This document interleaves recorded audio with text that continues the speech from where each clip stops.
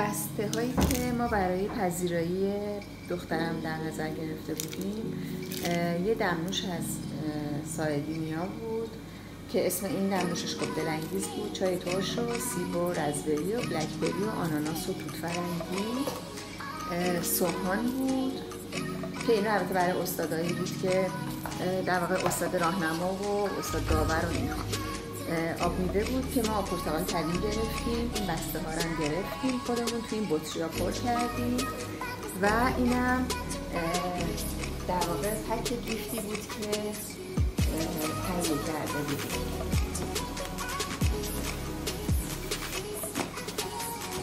اگر خاطرتون باشه ما اینا رو آماده کرده بودیم، همینطور کارد و چنگال و قاشق این چیز رو، کارد و چنگال و قاشق خوری رو، بعد دیگه نسکافه بود توی بسته هامون، چای تی بگ بود، شکلات بود، پشمک بود، میوه و آب معدنی و یه سری از این در واقع بیسکویت های کاکائویی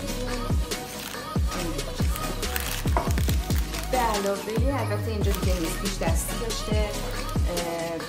که دادیم برای